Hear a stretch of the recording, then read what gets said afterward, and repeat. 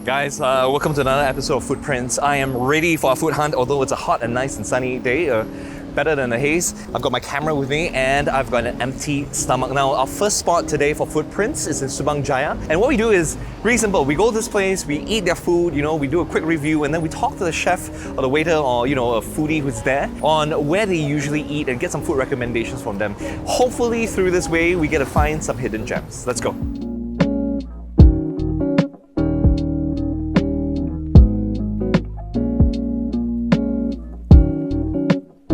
Guys, we're in SS15. This is my old hunting ground. I used to study very nearby here, and I always eat all the foods around this area. This, however, is something completely new. We're currently at SS15 beef bowl, okay, and it's basically your beef noodle soup. But this is a more Thai-ish recipe because the recipe does come from Thailand, and so it's still cooked with your multitudes of spices, it's cooked over 6 hours with the beef inside. You can bet that the soup is going to be mind-blowing. And this place is still really new, so it's still quite hidden gemish because not many people know about this, only like close friends of the owners and people who actually work and study around this area. So guys, we've got the Thai noodles and then we've got the normal noodles, so it's a bit springier. So I'm really excited to take a first bite. Let's go.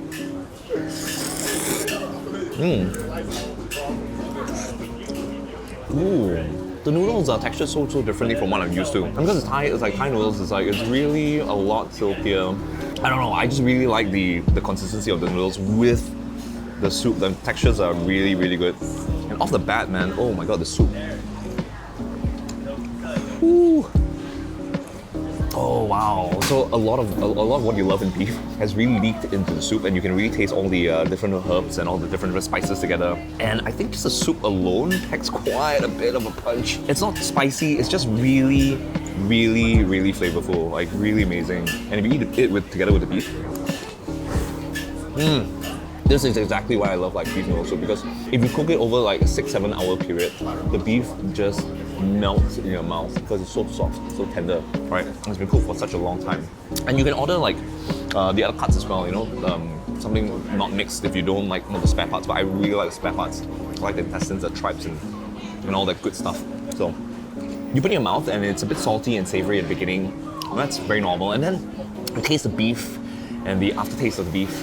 And then there's a little bit of a sour tinge on top. That's so Thai. Really love this dish, man. Well done. Oh.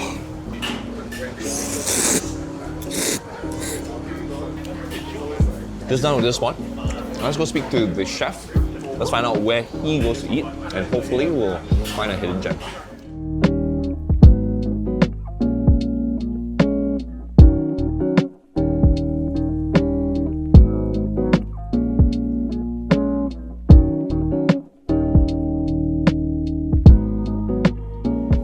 When it comes to beef, let's talk about a bit about the beef noodle first. So this is the traditional beef noodle style where I know that the soup uses a lot of ingredients, like spices and stuff. Is that how you guys do it as well? Yeah, pretty much. Essentially the ingredients are Thai-based. There's a lot of ingredients. There's more than 10 herbs and spices. So it was originally a Thai recipe, but we got it from my wife's auntie actually. So we kind of tweaked it along the way, added some Chinese ingredients. So it's kind of a hybrid. We have a lot of things. We have like star anise, cinnamon, black pepper, white pepper, among others. The whole process takes about 6 hours. We used 2 different cuts of meat. One is shank, that is cooked in the broth, and the other one is tenderloin, which we slice very thin and we top it on top of the noodles. Right. So let's talk a little bit more about, let's say, around this area or maybe a bit further out, where do you prefer to usually eat? Okay, there's this duck rice place in Puchong, which I think is really good. It's called Sun Lok. Sun Lok, yeah. I like the skin, it has a crispy skin to it, and it's eaten with rice, and they serve it with plum sauce and chili sauce. So it's very nice. Yeah, very tasty. Yeah. Interesting. Yeah, okay. It's very good. Okay. Yeah, you'll be surprised.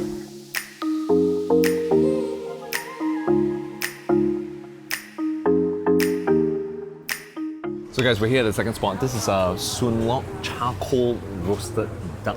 I know, it sounds delicious already. And roasted duck is one of my favorites of all because I grew up on this. So here you have your roasted duck. I've also ordered some char siu because the caramelized skin looked too amazing to pass out. So I ordered that, I ordered some duck. And if you look at it, the portion is actually quite small. That's because I'm not paying that much for this this dish. And duck is rather expensive. Now, one thing I really like about this Cantonese-styled roasted duck is, it's not medium rare, right? The duck is cooked throughout. Well, some people don't like it because they say it's too dry, but quite honestly, if you spice it correctly, if you go through the proper process and you do everything correctly, the spices that would have seeped right into the meat would have kept the duck nice and moist even after you cook it. And so I'm very, very curious about how this one is going to taste like. I'm going to have this without the sauces first though. So the mark of a good roasted duck is that number one, it's not too dry. So even when you bite through the meat, it's still nice and juicy, even though it's well cooked throughout. Secondly, I love the different textures that your teeth runs through when you put it in your mouth. Because you chew on it, at first it's crispy on the top because of the skin, and you bite further down, and then the fatty layer that's right under the crispy skin starts to dissipate your mouth, and oh, it's so good. And then you get to the meat of the duck.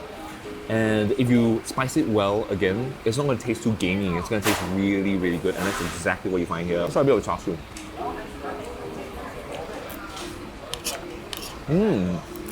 Char siu is really bright. It's really very fragrant.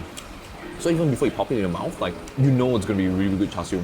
But quite honestly, if you have a limited budget, if you only have to pick one or the other, go for a roast duck, right? Their logo is a roast duck. You can't go wrong. When someone's brave enough to put like a cartoon roasted duck on the front of their stall, you know it's going to be epic, right? So.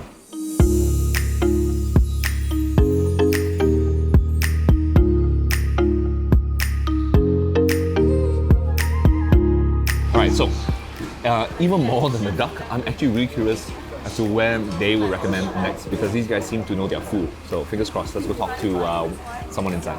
如果你去 KL 喺邊度食好啲？Tun Sambanthan 咯。叫咩？Peter Pot Noodle。好食冇喎嗰隻？好食啊！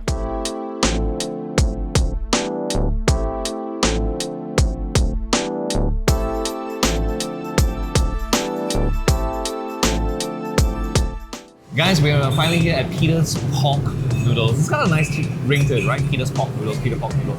So they're famous for their pork noodles. This isn't even their main outlet. They actually have a few outlets. This is their satellite outlet. The main outlet is actually maybe $6-7 down. So everything's really nearby. Anyway, this spot here really popular during lunch hour, and this place is packed back to back with people. But I'm here specifically only for Peter's Pork Noodles. Let's give it a go. So off the bat, you can see this is your typical pork noodle. You've got your pork bits, your minced pork, you've got, I think it's liver or something. It's a sky partner, right? And you've got, your fried pork bits. And of course, I've added eggs in there as well for good measure. And what makes good pork noodle is the soup. The soup really is everything. If the soup falls flat, then that's it. Having said that, let's try the soup first. I have to say, the soup is definitely more on the savory, salty side. Is this the best soup I've had? Not really, but I still count it as probably top 3 or top 4 that I've had. I think this place here is, it's jam-packed all the time, so they gotta cook it really, really fast. So maybe consistency may not be a strong point, but either way, and this is still an above average soup. Let's try it all together, right? Because it seems kind of unfair to just have the soup without, having the rest of the stuff.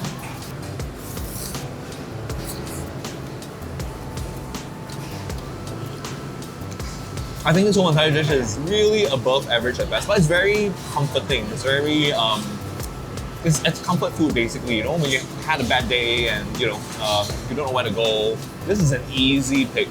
The soup is a bit, I think it could be a lot more flavorful. Maybe this is down to how long they boil it, perhaps, or maybe it's how they spice it. I don't know. But whatever it is, it's lacking the extra bit of punch, right? It brings you almost all the way there, but then doesn't complete the journey. Beyond that, I think in terms of portion, this is a small, by the way, it's not a large. But already, you can see that they're really, really gracious with the amount of pork bits and the other stuff that they have inside.